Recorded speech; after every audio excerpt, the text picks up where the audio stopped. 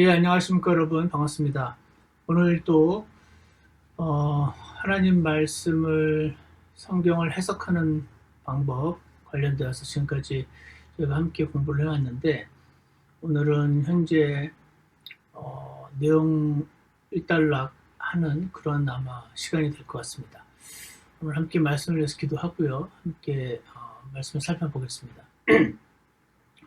선하신 하나님 아버지 감사합니다. 오늘도 저에게 지치고 힘든 일상 가운데 또 한번 자리에 앉아서 하나님 말씀을 들으며 공부할 수 있는 열망과 여건과 환경 그리고 건강 모두 다 허락해 주신 것을 감사합니다. 오늘 저희가 함께 나눌 이 시간을 축복해 주셔서 사역자들이 아니 보통 사람들이 그것도 성경을 사랑하는 사람들이 쉽게 빠지기 쉬운 오류들을 잘 살펴보고 이해를 하게 도와주셔서 저희가 어떤 방향으로 사역의 길을 걸어가야 되는지 생각해보는 귀한 시간 되게 도와주시기를 원합니다. 예수님 이름으로 기도드렸습니다. 아멘. 예, 오늘 여기를 잠깐 살펴보시면요. 네. 지난 시간 말씀 이후에 어떤 분이 질문을 해오셔서 제가 예전에 했던 설교인데 참고 자료로 한번 영상을 보시면은 그분 질문에 대한 대답도 되고 지난 시간 우리 공부한 것에 대한 좀 더 이렇게 풀어서 설명하는 그런 시간이 될 것 같아서 제가 참고 자료로 보내드리니까 시간이 되시고 원하시는 분은 참고하시면 되겠습니다. 우리 공부나 시험과 관련해서는 상관은 없습니다. 자, 그러면요. 이번 공부가 제목이 이렇습니다. 서술과 명령을 구분하기죠. 서술과 명령을 구분하기. 서술은 말 그대로 이렇게 성경에 이렇게 써 있는 겁니다. 예수님께서 이렇게 하셨다. 다윗도 이렇게 했다. 그리고 명령은요, 이렇게 하라라고 직접 명령을 하시니까 서술과 명령이 성경 안에는 많이 이렇게 등장을 하고 있는데 성경을 별로 사랑하지 않는 사람은 별 문제가 안 돼요. 그런데 오히려 저와 여러분처럼 하나님 말씀을 알게 됐어요. 아주 잘은 모르지만 진짜 하나님 말씀이네. 사랑하게 됐어요. 와, 이게 진짜 하나님 말씀이고 이렇게 여기 있는 대로 해야 되는 거구나. 비록 내가 다 실천을 못할지 모르지만 최소한 여기 이렇게 써있네. 그럼 무조건 아멘이지 라는 성경을 대하는 어떤 아주 좋은 기본 자세가 탑재됐다고 가정을 할 때 빠지기 쉬운 오류 중에 하나가 이 서술되어 있는 내용을 명령되어 있는 것과 동일하게 받아들이는 오류를 범하기 쉽다 하는 것입니다. 이 부분이 오늘 좀 살펴볼 내용인데요. 예를 들어서 이런 겁니다. 예수님도 바울도 그랬었다는 겁니다. 그랬었다란 말은 이렇게 해라라 명령을 한 게 아니고 prescription, 그랬었다라고 describe, 서술해 놓은 거예요. 예를 들어 여기 있습니다. 마가복음 11장 이런 말이 있죠. 그들이 예루살렘에 이르니라 예수님께서 성전에 들어가사 성전 안에서 사고 파는 자들을 내쫓으시고 돈 바꾸는 자들의 탁자와 비둘기 파는 자들의 의자를 뒤집어 엎기 시작하십니다. 아무도 성전을 통해 기구를 나르는 것을 허락하지 아니하시고 그들에게 말씀하시며 가르치시되 기록된 바 내 집은 모든 민족들에게 기도하는 집이라 부르리라 하지 아니하였느냐. 그러나 너희가 그것을 강도의 소굴로 만들었도다 하시며. 이 말씀이 많은 성경대로 믿고자 추구하는 사람들이 예수님도 이렇게 하셨다. 이 세상에서 온 우주에서 가장 온유하신 하나님이신 예수님이 이런 행동을 하셨다. 내쫓고 뒤집어 엎고 그러니 어떻게 생각하냐면 이렇게 서술되어 있잖아요. 그러니까 너도 그렇게 해도 된다라고 성경에 써있지 않거든요. 근데 서술과 명령을 구분하지 않으면 예수님도 이렇게 하셨네? 그러니까 나도 이렇게 할 때도 있어도 돼. 그래서 우리 같은 경우 킹제임 성경을 반대하는 사람들에 대하여 이런 식으로 행동을 했었습니다. 실제로 뒤집어 엎기까지는 않았을지 몰라도 난도질을 하고 육신적으로 싸우는, 그러면서 당신은 왜 이렇게 온유하지 않습니까? 라고 하면 예수님도 그렇게 하셨다. 거룩한 분노를 하는 게 있다. 그렇게 말했을 때 늘 언급했다. 이거 사실 러프만 목사님이 언급을 했었는데 그분에게 배운, 그분 주석서를 통해서 배운 모든 독립심리교의 목사님들이, 모든이라고는 좀 부정확한 표현을 쓰는데 많은 독립심리교의 목사님들과 성경을 사랑하시는 분들이 자신이 육신적이고 과격한 행동을 하고 있으면서 예수님도 그렇게 했다는, 마치 예수님도 육신적인 행동을 한 것처럼. 자, 클래리파이를 해야겠어요. 1번, 예수님은 여기서 육신적인 행동을 한 게 아닙니다. 우리는 요거 따라서 했을 때 육신적이 되기가 아주 쉽습니다. 두 번째는 예수님은 이렇게 하셔도 됩니다. 우리는 이렇게 하면 안 됩니다. 성경이 예수님이 그렇게 하셨다고 해서 당신도 하라는 뜻이 아닙니다. 그래서 이 디스크립션과 프레스크립션 구분하는 게, 두 번째는 이런 거 있습니다. 여기를 고린도전서 4장에 보면은 주께서 원하시면 내가 본 너에게 가서 우쭐대는 자들의 말이 아니라 권능을 알아보리니 하나님의 왕국에 말에 있지 아니하 권능이 있다 그러면서 너희가 무엇을 원하느냐? 내가 매를 가지고 너에게 가랴? 아니면 사랑과 온유의 영으로 가랴? 많은 사람들이 착각하는 것 중에 하나가 이 사도들이 이 현 시대에는 목사다라고 생각하는 사람들이 많아요. 그 바울이 이 고린도 교회를 얼마나 사랑했으면 정말 아버지가 사랑하는 자식에게 매를 댈 수 있잖아요. 그래서 얼마나 사랑했으면 매를 가지고 너에게 가랴? 이렇게 말했냐고 하면서 내 목사님들 가운데 사도의 권위가 있다고 성경에 나오는 사도들의 시장이 나고, 거기에 있는 장로들이 예를 들어서 교회 장로들이고 거기 있는 집사들이 교회 집사들, 이렇게 생각을 하는 경우가 있거든요. 지난 시간에 사도가 어떤 건지 우리가 잘 살펴봤으니까 우리 가운데 그렇지 않을 분들이 많겠지만, 그럼에도 불구하고 성경에 이렇게 써있잖아요. 그러니까 어떤 교회를 내가 너무 사랑하면 매를 가지고 나가랴? 그 징계를 심하게 마치 부모가 자식에게 하듯 하는 것이 성경적이라고 착각하는 사람이 꽤 있습니다. 여기서 지금 말씀하는 것은 이렇게 사도 바울이 그렇게 했다는 거지. 사도라서. 당신은 사도가 아니기 때문에 이렇게 하면 안 됩니다. 여러분과 저는 그냥 동일한 죄인이에요. 물론 사도 바울도 동일한 죄인이죠. 하지만 특별한 경륜 가운데, 하나님의 그 당시 초대교회의 경륜 가운데 특별히 사도에게 주신 권위로서 이렇게 말할 수 있었지, 목사에게는 그런 권위가 없습니다. 이 부분을 착각해서 칼빈이 제네바에서 교회에서 예배 빠지는 사람을 징계했지 않습니까?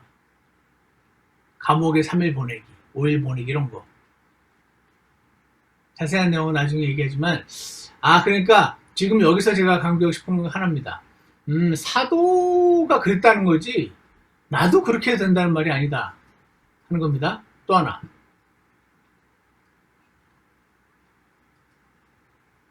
사무엘하 여기 보시면요, 어떤 이가 다윗에게 구하여 이르되 주께서 하나님의 괴로 인해 오벳 에돔의 집과 그에게 속한 모든 것에서 복을 주셨나이다 하므로 이에 다윗이 가서 즐거워하며, 하나님 괴를 들여오는 장면이죠. 하나님의 괴를 다윗의 도시로 가져갈 때에 주의 괴를 맨 사람들이 6걸음을 가매 그가 소와 살진 것들로 희생물을 드리고 주 앞에서 힘을 다하여 춤을 추니라. 다윗은 아마의 벗을 입었더라. 이것을 가지고 다윗이 이랬다. 그러니까 오늘날에도 교회에서 월십 댄스를 쳐도 된다. 왜냐하면 다윗도 그랬으니까. 그래서 교회에서 추는 월십 댄스는 성경적이다. 여러분은 잘 모르겠는데 저는 옛날에 이 말 들었을 때 겉으로는 말도 안 되라고 말했으면 속으로는 성경적이네. 왜냐면 저도 성경에 서술되어 있는 내용을 하나님 말씀을 한 글자 한 글자 다 영감으로 기록된 거니까 서술된 것도 전부 취해서 실행하고 순종하는 게 맞다고 생각을 하고 있었던 사람인지라 다윗이 이렇게 했었다는 예가 차라리 없었으면 좋았을 텐데 그러면은 야 월십 댄스는 잘못된 거야 라고 말하기가 쉬웠을 텐데 이래 성경 구절을 갖다 대네. 와씨 성경에 있네 진짜. 그렇게 생각을 했었던 경험이 있습니다. 그러니까 교회에서 월십 댄스를 추고 싶은 교회와 목사님들은 이 구절이 갖다 근거로 삼으면서 성경에 그렇게 적혔다 이렇게 하니까 성경적이다라고 말을 하고 싶겠죠. 하지만 교회에서 월십 댄스를 추는 것이 성경적이지 않다고 믿는 교회와 목사님들은 그렇지 않다라고 얘기를 할 거 아닙니까? 저는 아니라고 믿거든요. 그거는 그런 실행을 그렇게 하는 게 젊은 사람들이 많이 오고 좋아하고 교회에 사람이 많이 오게 됩니다. 그래서 우리는 하겠습니다. 이렇게 말하면 사실 심플한데 다윗을 갖다 붙이면서 성경적이라고 말하는 분들이 있단 말이에요. 그래서 이것을 반대하는 진영에서 이게 아니다라고 말을 해야 될 거 아닙니까? 저는 아니라고 생각하는데 저도 아니라고 말하고 싶었거든요. 그래서 다른 이유를 들어서 아니라고 얘기를 했지만 제 속마음 안에는 이 디스크립션과 프리스크립션을 구분해야 한다는 이 개념이 없었던 저에게는 성경적이네. 성경에 저런 게 있긴 있네. 구약이니까 구약은 따르면 안 된다고 말을 해야 되나? 그랬던 기억이 있습니다. 그래서 결론은 나중에 더 뒤에 말씀드리겠습니다. 또 지금은 제가 성경에 이렇게 디스크라이브 되어 있는 그것들을 가지고 많은 사람들이 얼마나 그걸 근거 구절로 삼으면서 자신의 그 행동들이 성경적이라고 생각하는지 그러면서 약간 유사 이단이 되어가는 과정을 지금 보여드리고 있습니다. 이것도 있습니다. 지방교회가 주로 이 실행을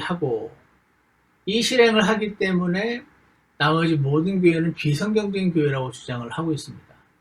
어찌만해도 이 면에서는 동일하게 이랬고 이분들이 가르치는 중요하고 별만한 가르침들이 많이 있지만 제가 감히 판단하건대 저는 그분들보다 훨씬 못 미치는 사람이지만 이분들의 문제 중에 하나는 성경을 너무 사랑하긴 했는데 영해 우리가 지금 공부하는 거는 문자적 해석이잖아요.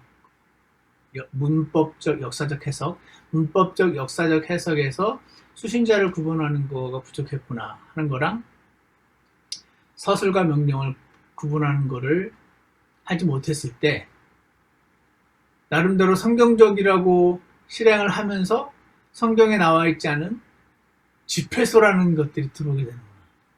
이 아이러니를 설명할 수 있는 아주 정확한 가르침이 이 부분이라고 생각을 했습니다.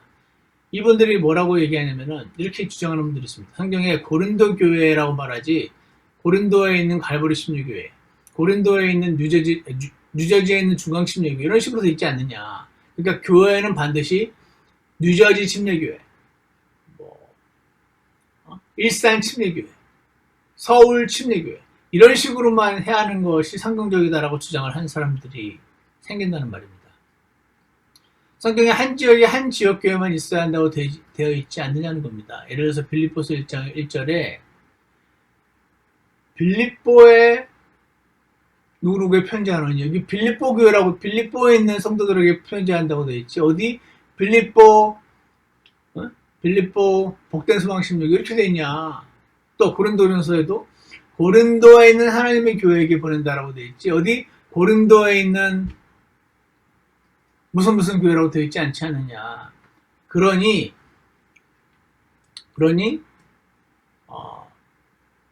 교회 앞에 이름을 붙이는 것도 비성경적이고 한 지역에 여러 교회가 있는 것이 비성경적이다 라고 하는 주장들.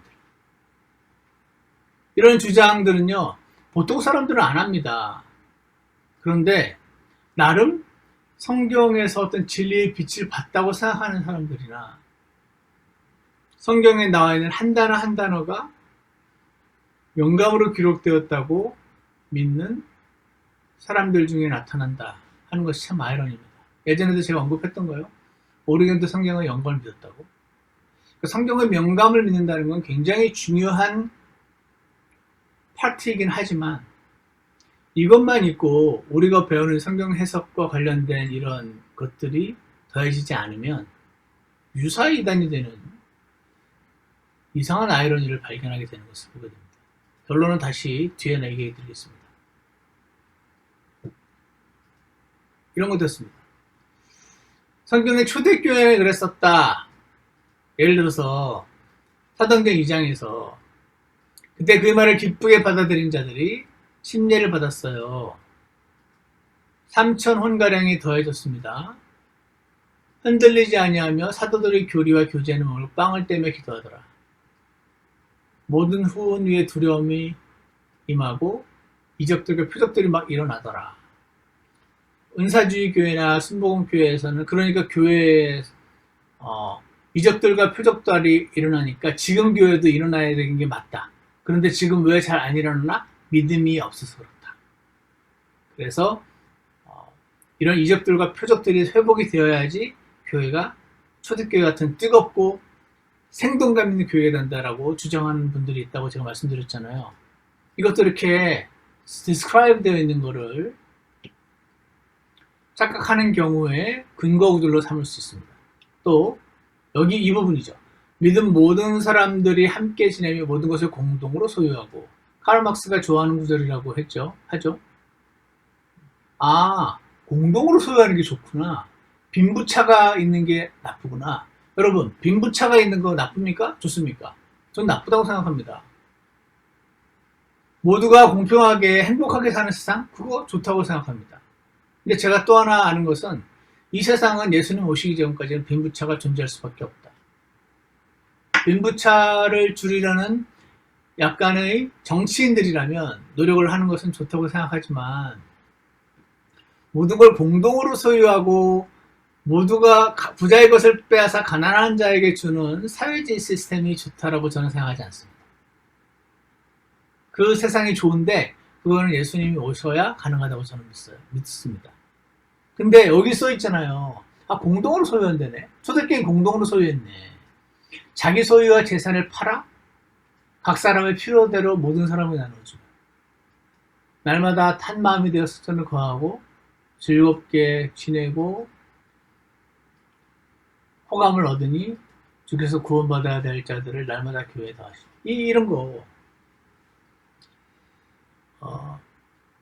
이 부분을 세대주의 가르침을 믿는 교회들에서는 사실 이 구절이 별 문제가 없습니다. 왜냐하면 사도행전이 과도기적인 책이기 때문에 오늘날도 이렇게 해야 한다라고 말할 수 없다라고 보통 얘기를 하거든요. 그것도 괜찮은 설명이지만 오늘 이렇게 초대교회 때 성령님이 역사하셔서 이런 일이 일어났다는 얘기지. 그러니까 지금 교회도 사실 육신적이고 자기 재산을 갖고자 하는 그런 자본주의적인 사상의 문제지 사실은 성령님이 정말 감동을 하시고 이런 일이 생길 수밖에 없다라고 주장하시는 분들은 뭐를 착각하시는 거냐면 디스크립션과 프레스크립션을 착각하는 겁니다. 자, 그래서요. 이 서술과 명령의 차이를 구분하지 않으면 싸움꾼이 되거나 유사이단이 되기 쉽습니다. 그래서 말씀의 사역자는요. 서술과 descriptions, 서술과 명령을 잘 나눠야 됩니다. 서술과 명령을 잘 나눠야 돼요. 한시나 피에 스튜어트라는 이 두 사람이 쓴 그 책이 있는데 이 책 참조하시고요. 이렇게 말합니다. Unless Scripture explicitly tells us we must do something. 성경이 우리가 반드시 무언가를 해야 한다고 구체적으로 명시하지 않는 한 what is only narrated or described 이렇게 초대교회 이런 일이 있었다. 빌립보 교회에 보냈다. 바울이 매를 가지고 나아가려 했다. 예수님이 상을 뒤집어 엎었다라고 only narrated 이야기가 되어 있고 describe 서술되어 있는 것은 does not function in a normative way.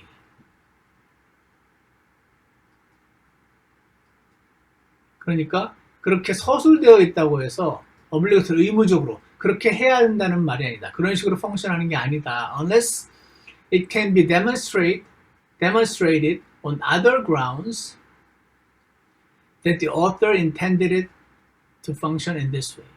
그렇지만 성경에 예를 들어서 서로 사랑하라 라는 명령이 있잖아요.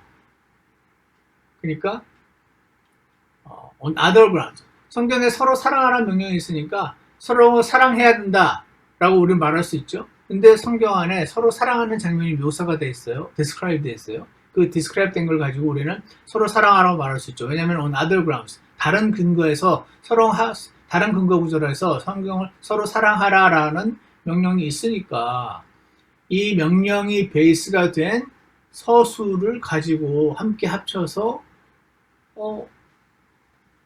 이렇게 해야 된다라는 명령 교리를 만들 수 있는 거죠.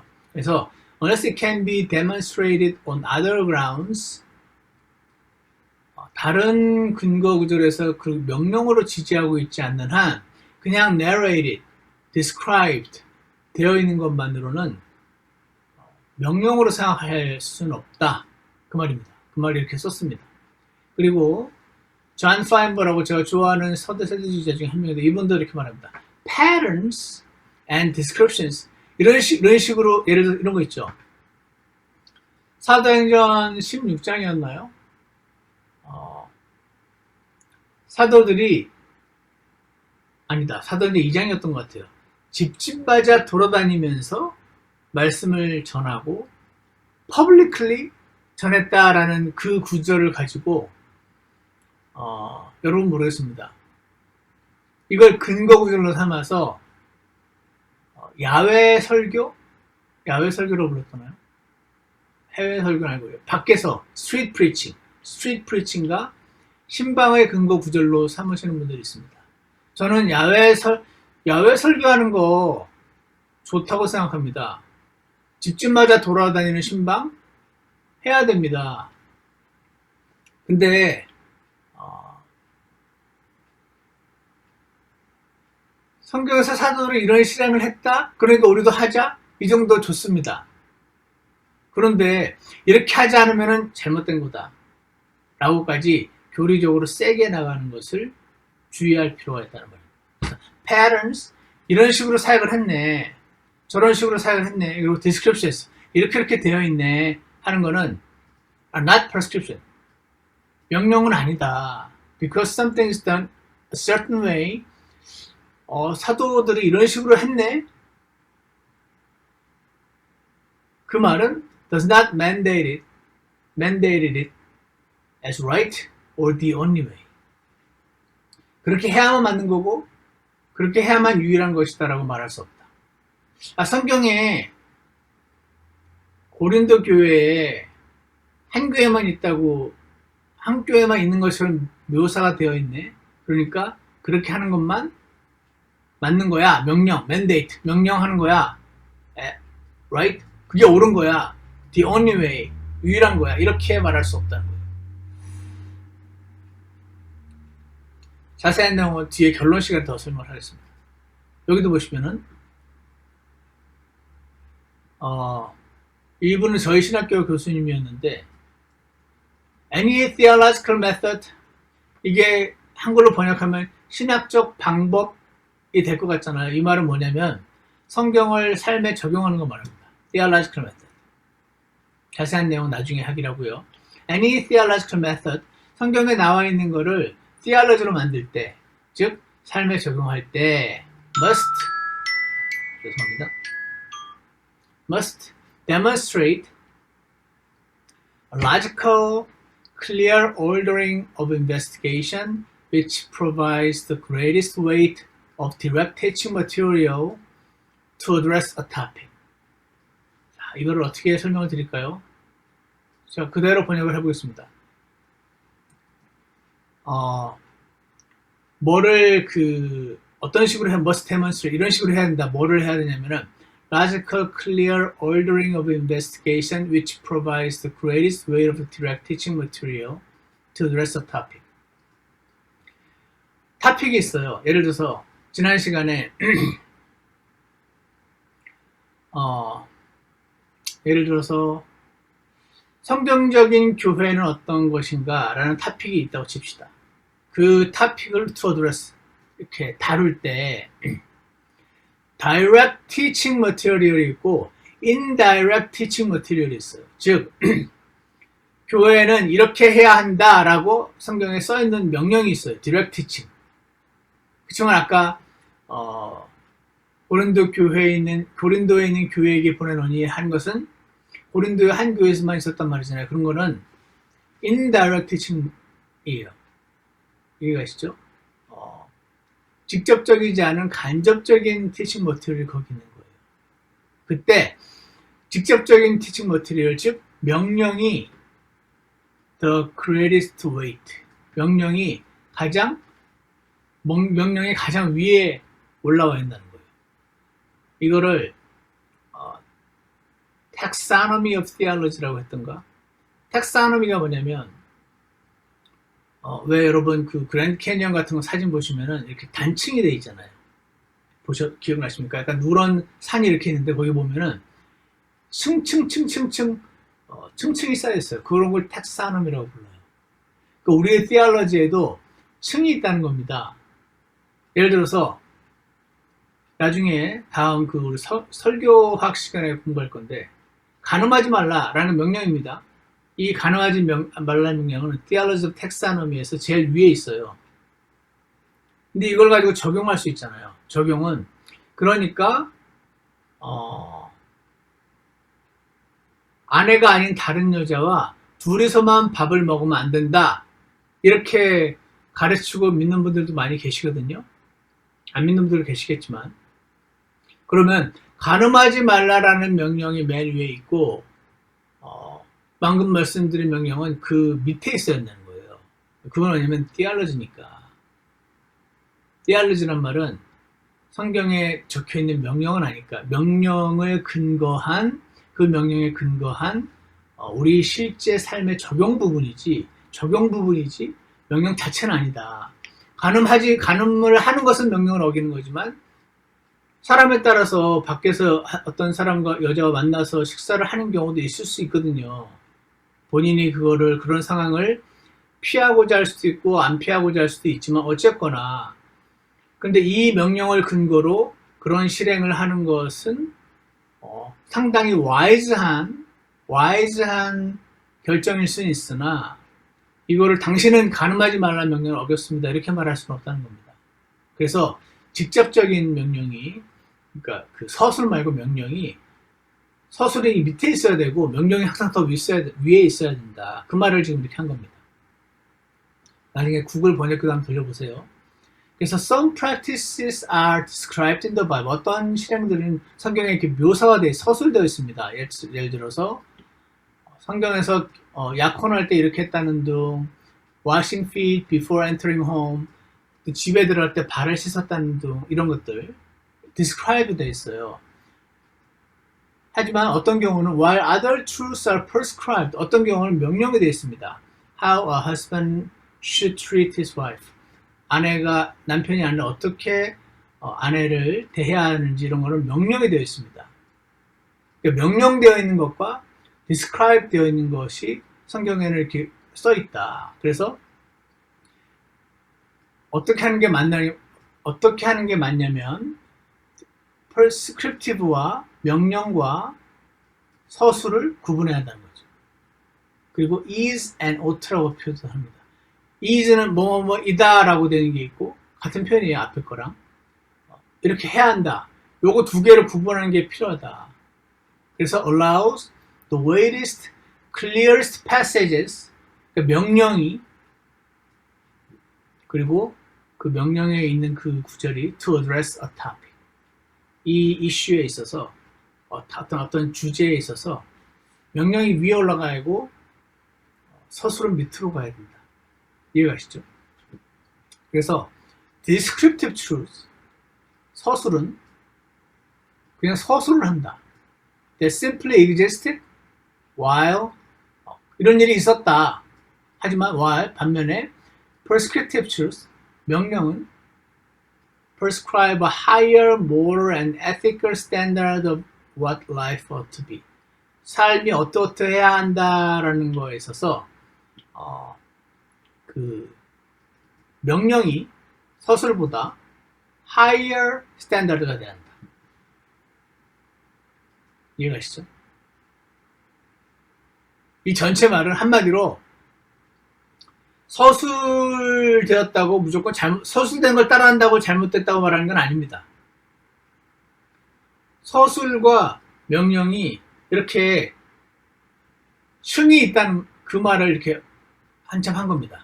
아마 이분도 많은 분들이 서술을 가지고 명령과 똑같은 레벨로 여겨가지고 강하게 이렇게 하자는 것이 성경적이고 이렇게 하지 않으면 비성경적이라고 말하는 사람들을 많이 보셔서 한 거겠죠. 그래서 성경에 명령들이 나와 있고 어떤 것들은 서술되어 있는데 서술과 서술의 정확한 위치, 명령이 서술보다 위에 있어야 함, 이 부분을 이렇게 설명을 했다고 볼 수가 있습니다.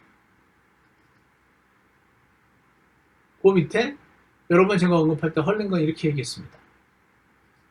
Caution must be taken, 주의해야 됩니다. When building a normative practice. normative practice라면은 이러한 실행이 정상이야. 즉 이러이러한 실행이 성경적이야. 이렇게 안 하면은 잘못된 거야 라고 말하는 게 normative practice입니다. 그래서 when building a normal practice 이렇게 하는 게 맞아 라는 걸 주장을 할 때 주의해야 한다는 말입니다. 뭐를? On literature that is historic narrative. 다윗이 이렇게 했었대 라는 그거를 근거로 해서 normative practice를 빌드하는 데 있어서 주의가 필요하다. narrative니까. 그래서 this does not mean that doctrine or binding practices are not found in narrative literature. 그러니까 그렇게 describe 되어 있는 걸 따라하는 건 무조건 비성경적이야. 그 말은 아니란 말입니다. 이해가시죠? 닥트린이나 교리나 바인딩 이렇게 해야만 되는 실행들 바인딩 practices가 그 description, narration 부분에서 발견되지 않는단 말이 아니다. 거기서 발견되기도 한다. But when the primary text for such is narrative.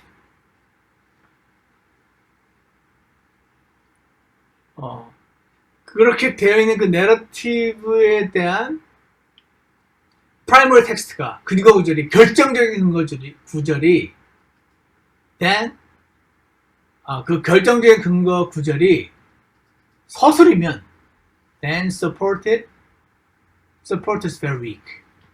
support 할 수는 있다. 하지만 weak하다. 다른 어떤 설명이 있을 때 바꿀 수 있다. 그런 겁니다. If this method is adopted, one could find all kinds of building practices from narrative throughout the Bible. 이 서술을 가지고 여기에 이렇게 적혔으니까 이렇게 하는 게 성경적이라고 주장을 하기 시작하면 if this method is adopted, 이게 말이 그 말이에요. 그러면은 성경 전체에서 온갖 희한한 실행들을 하면서 여기에 이렇게 했다고 하면서 all kinds of binding practice를 만들어낼 수 있다. 유사한 이단이 되고 싶다를 이렇게 돌려서 표현을 한 것입니다.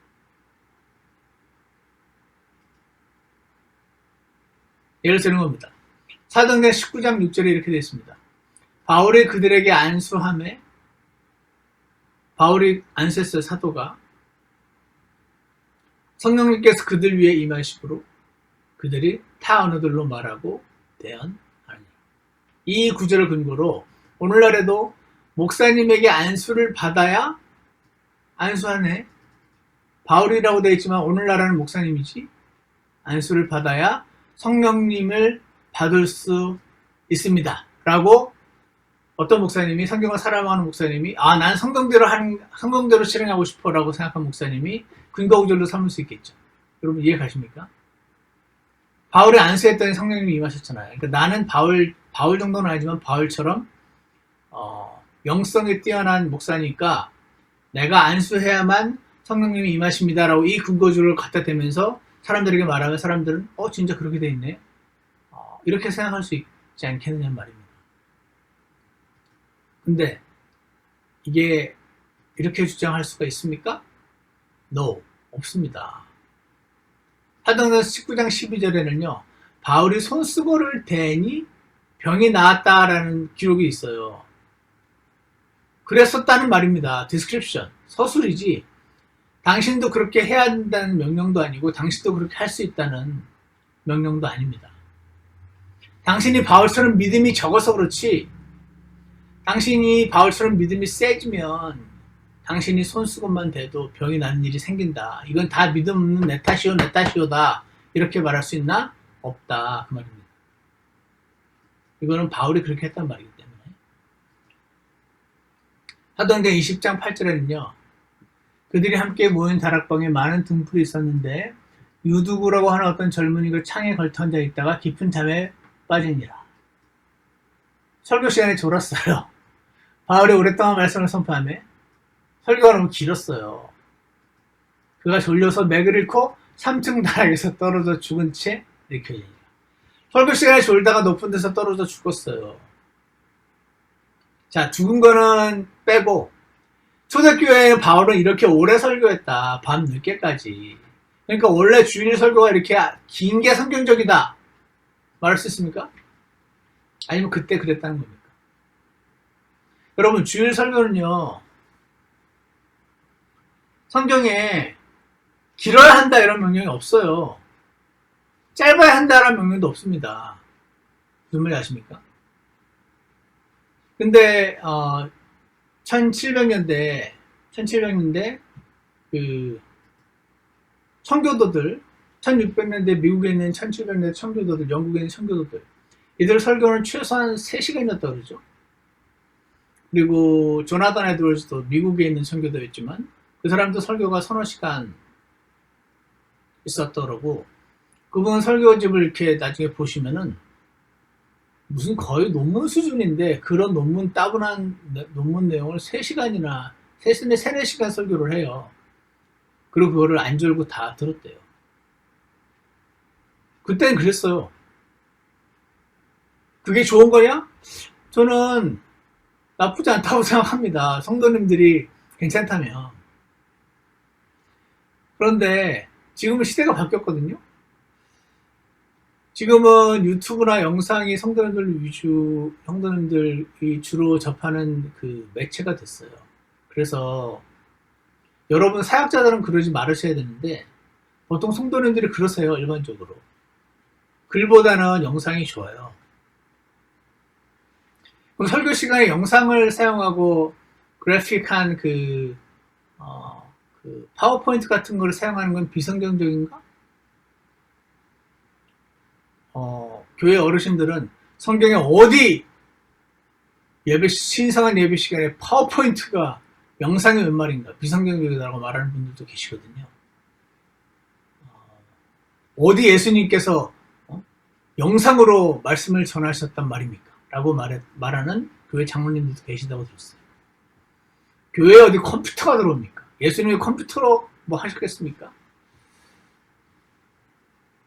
이런 것들을 보면은 예전에는 1700년대, 1600대는 그렇게 설교를 했었어요. 근데 지금은 설교를 길게 한다, 짧게 한다 명령이 없기 때문에 현 시대에 맞춰서 현 시대에 보통 사람들의 어텐션 스팬이 뭐 7분이다 그래서 미국 목사님들은 7분에 한 번 정도는 간단한 예화 같은 걸로 그걸 풀어줘야 된다 이렇게 말하시는 분들도 있을 정도로 그렇게 하셔도 되고 안 하셔도 돼요. 제 말 이해가십니까?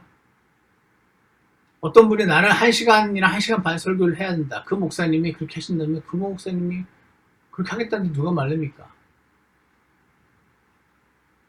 그렇지만 성경에 명령이 되어 있지 않은 부분은 그 시대에 맞게, 이거 제 믿음입니다. 그 교회의 집사님들과 성도님들과 함께 상의하여 정하여 나가면 됩니다. 그래서 30분 설교하셔도 되고 40분 하셔도 되고 50분 하셔도 되고 1시간 하셔도 되지만 여러 상황에 맞추어서 25분, 30분, 35분 하시는 것이 저는 적절하다고 생각합니다. 그렇지만 누가 문제냐면 방금 걸 근거로 삼아서 옛날에 이렇게 오래 했다. 오래 하는 게 성경적이다. 교회가 타락해서 이렇게 짧아졌다. 이런 말을 굳이 하면서 설교가 긴 게 성경적이라고 말하는 근거 구절로 삼지 마시라는 겁니다. 이렇게 말씀하시면 됩니다. 저는 최소한 1시간은 설교를 해야 제대로 할 수 있다고 생각합니다. 그렇게 하시면 됩니다. 여러분이 사역자가 되셨어요. 그리고 그 교회 집사님들과 상의하셨어요. 그렇지만 저 목사님은 40분밖에 안 설교하니까 이거는 매우 비성경적이며, 왜냐면 바울은 너무 오래 설교하다가 어떤 사람이 떨어져 죽었으니까 오래 설교하는 게 비성경적인데 그런 식으로 할 수 없다는 말입니다. 이해 가시죠? 별로 어렵지 않은 내용이고 보통 사람에게는 큰 문제가 되지 않은 내용이지만 성경을 사랑하고 모든 나의 실행을 프루프 텍스트, 근거 구절로 삼고자 하는 많은 성경을 사랑하는 목사님들이나 그리고 이단들이 성경을 프루프 텍스팅 한다고 그러죠. 프루프 텍스팅 할 때 사용하게 되기 쉬운 기법 중에 하나가 서술을 사용하는 겁니다. 그래서 결론은 이렇습니다. 아까 마가복음 11장, 예수님이 성전 안에서 의자를 뒤집어 엎으셨으니 나도 사람들에게 거룩한 분노를 느낄 때 분노를 막 발휘해야 해야 됩니까? 그렇지 않습니다.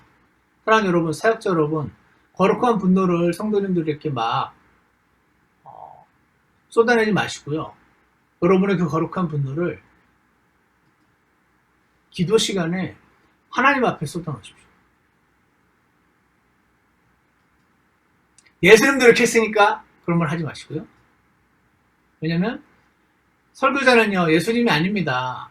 예수님이 이렇게 하셨어요. 예수님은 할 수 있어요. 예수님은 하셔도 돼요. 사도 바울은 그렇게 할 수도 있었어요. 하셔도 돼요.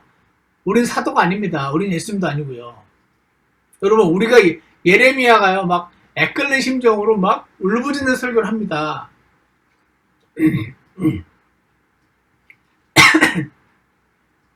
침례자 요한도요, 뱀들아, 독사들의 자식들아, 그건 예수님이었나?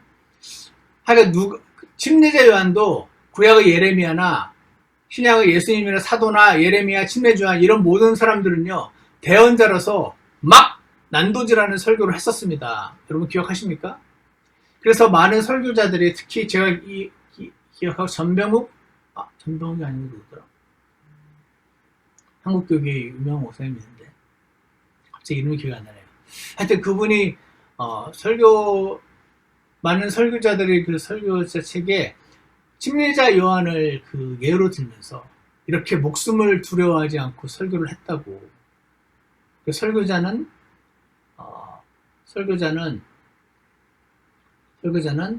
그 성도들이 이렇게 들으면 어떻게 기분 나빠할까?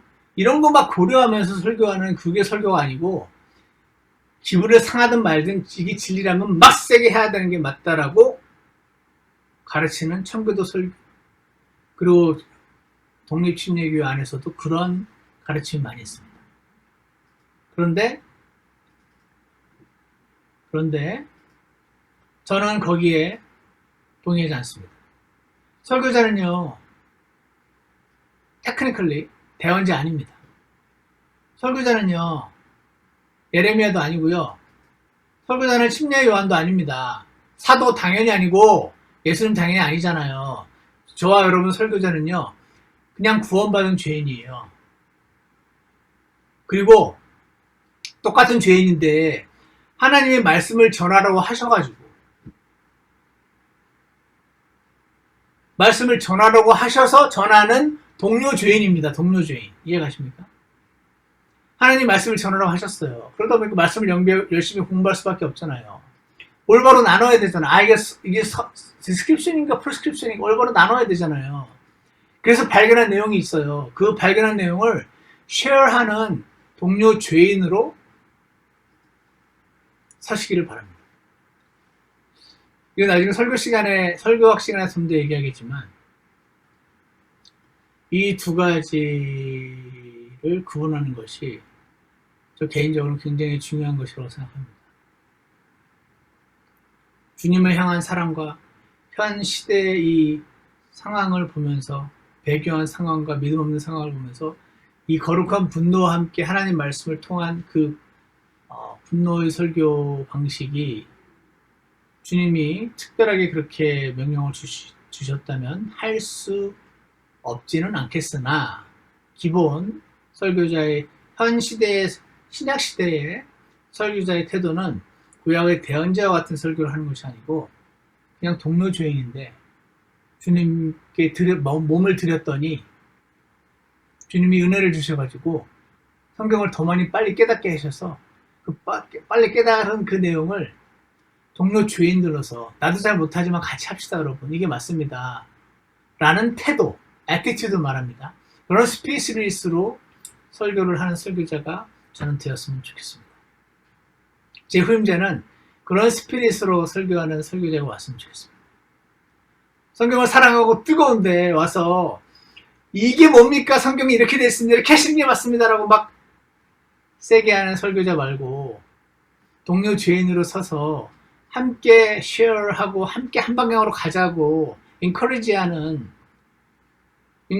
말은 죄를 지적하지 않는 말도 아니고 태도를 말합니다. 자세한 건 나중에 하겠습니다. 그래서 그런 동료 죄인으로 서시는 설교자가 되었으면 좋겠습니다. 또 고린도 4장에서 바울은 사도였으니까요, 매를 가지고 나갈 수 있어요. 당신은 목회자고 선교사입니다. 목회자나 선교사는요, 성도들에게 매를 가지고 나갈 수 없고요, 그런 말을 해서도 안 됩니다. 그런 스피릿을 취하지 마십시오. 그런 스피릿을 취해도 된다, 성경에 써있다, 이런 말 하면 안 됩니다.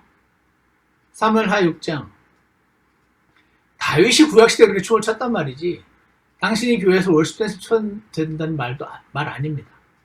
이해가십니까? 저는 개인적인 퍼스널 프레퍼런스로서 교회 안에서 월십댄스라는 명목으로 쫙 달라붙는 옷을 입거나 앞에서 막 춤을 추고 하면서 그 하나님을 몸으로 찬양한다는 모습을 보면은 저는 약간 그로테스크한, 기괴한, 인상이 찌푸려지는 느낌을 갖습니다. 왜? 비성경적에서? 라기보다는 그런 걸 본 적도 없고, 그래도 예배 시간에 이렇게까지 하는 건 아니지 않나라는 저의 퍼스널한 스탠다드 때문에 그래요. 무슨 말인지 아십니까? 그럼에도 불구하고 안 그러길 바라는데 여러분이 사역자가 돼 있었어. 사역자라는 교회에서 근거 구절, 월십 댄스를 하기로 성도들하고 정했다. 안 그러시면 좋겠는데, 정했다 할 때 이게 근거 구절이 다윗이다 이런 식으로 주장하고 싶겠네요. 하기로 작정했으면 성경적인 근거를 주장하고 싶겠네. 그래서 그걸 안 해봤는데 지금 얘기하다 보니까 이해가 가네요. 참, 그래서 이거는 근거 구절로 삼고 프로스크립션과 디스크립션의 차이를 제가 지금 설명하는 한 예로 이해해 주시면 되겠습니다. 여러분이 그리고 빌립보서 아까 1장 고린도서 1장에서도 한 지역에 한 교회가 있었단 말입니다. 그때 당시에. 오늘날에도 그래야 한다는 명령이 아닙니다. 그래서 오늘날 교회는요, 얼마든지 갈보리 침례교회라고 이름 붙여도 되고요, 서울 침례교회, 경기 침례교회, 서울 북부 침례교회 다 좋습니다. 이것만 하면 됩니다. 이렇게 하는 게 성경적이야. 성경에 이렇게 써있으니까. 너희들은 다 비성경적이야. 그리고 이런 우리 말로 하지 않아도 이런 생각이 들어오면 그 생각이 애티튜드가 됩니다. 그 애티튜드 때문에 굳이 말로 하지 않아도 문제가 발생합니다. 태도가 중요하기 때문에. 그리고 이것도 마찬가지고 초대교회 때 그런 일이 있었다는 것이지. 오늘날도 이렇게 하는 게 성경적이다. 당신들이 돈을 사랑해서 못하는 거다. 성경적으로 가야 된다. 이런 식으로. 당신들이 돈을 사랑한다? 그거는 맞죠. 돈을 안 사랑하는 사람이 거의 없을 거 아닙니까? 그러니까 돈을 안 사랑하면 이렇게 돼야 된다라고 말하는 게 잘못됐다는 겁니다. 이해가시죠? 마지막으로 성경 안에 서술되어 있는 내용들이 많습니다. 그래서 나도요, 그 서술된 내용들을 실천할 수도 있습니다. 실천해도 됩니다. 예를 들어서 설교 시간에 제가 이렇게 많이 합니다.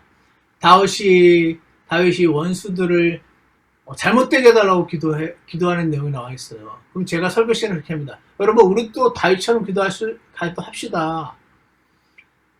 주님 앞에 나가서 정말 속상한 마음이 있으면 다 쏟아내십시오. 그렇게 쏟아내고 나면 주님 아무리 그래도 이건 좀 아닌 것 같아요 라고 주님이 제 생각을 바꿔주시거든요. 그러니까 그 서술되어 있는 내용대로 제가 실천할 수 있습니다. 퍼스널리 조용히 설교 시간에도. 하지만 중요한 건요, 아까도 말한 것처럼 여기 Theology of 텍사노미가 이게 층이라고 그랬죠. 층이 있다. 말씀을 적용할 theology는 적용이라고 생각하시면 돼요. 말씀을 적용할 때는 층이 있다. 레벨이 있다. 말씀을 적용할 때는 레벨이 다른 부분이 있다. 그래서 명령이 위에 가야 된다. 그 말입니다.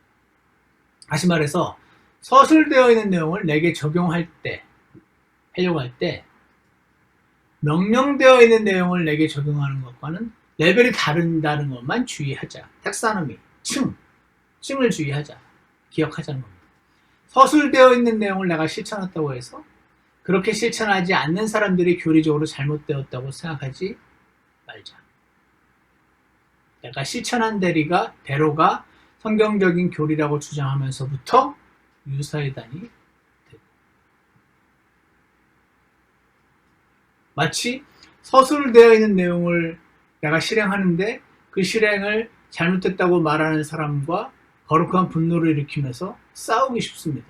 왜냐하면 나는 성경대로 실행을 하고 있는데 이 사람이 성경대로 실행하는 것을 잘못했다고 말하니까 이것은 성경 진리를 위해서 싸우는 것인 것처럼 착각을 하게 만듭니다.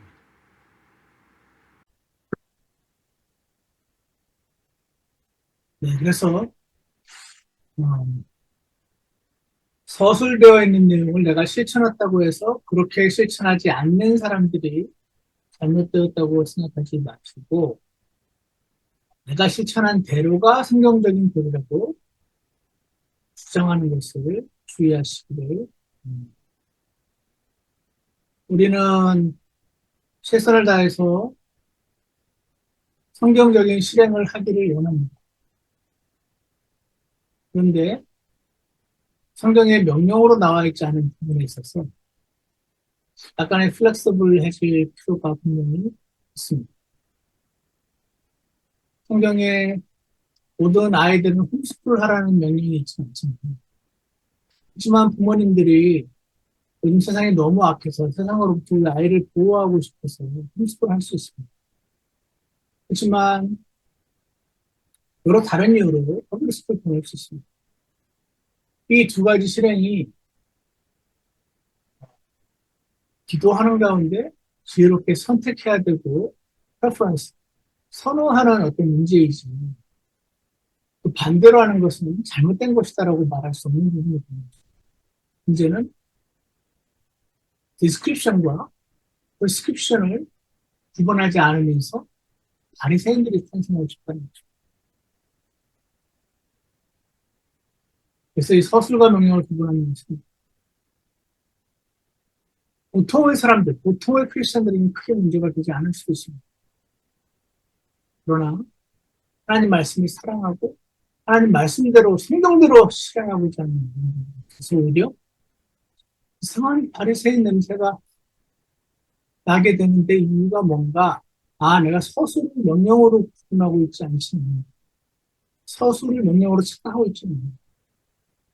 이 부분을 점검을 하면서 우리는 목사님과 집사님들과 성도님들이 잘 함께 상의하면서 믿음의 기도를 걸어가면 되는 것이다.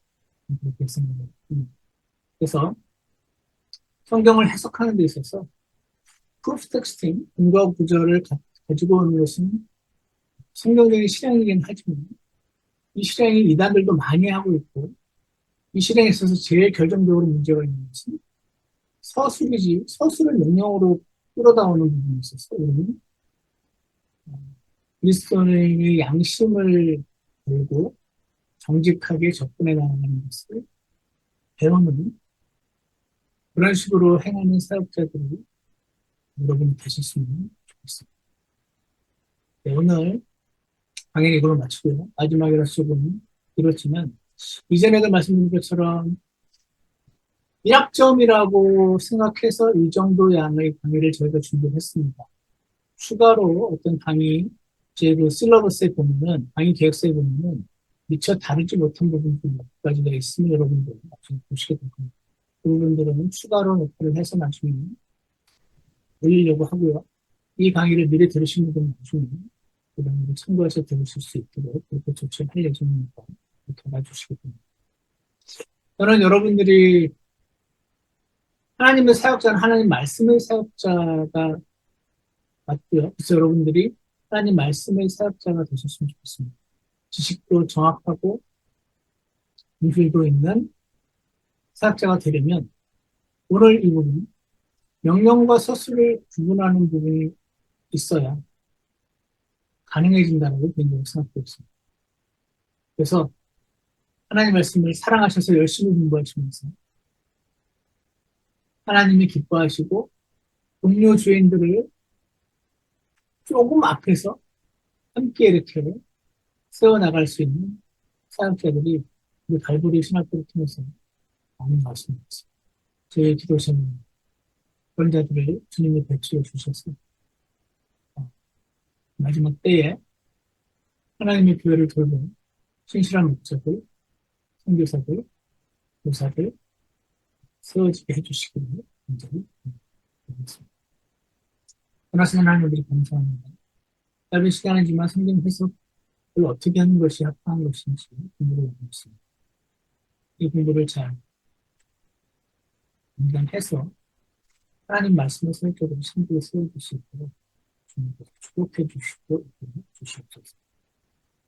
일상 힘든 일정 가운데 공부하시느라고 수고한 많은 형제자매들을 주님 기억해 주시고 이들의 길을 풍성한 축복으로 인입해 주시기를 감사합니다.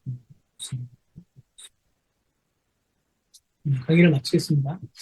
그리고 기말고사 시험 관련해서는 제가 따로 이메일로 어떤 식으로 준비하시면 되는지 하겠습니다. 수고하셨습니다.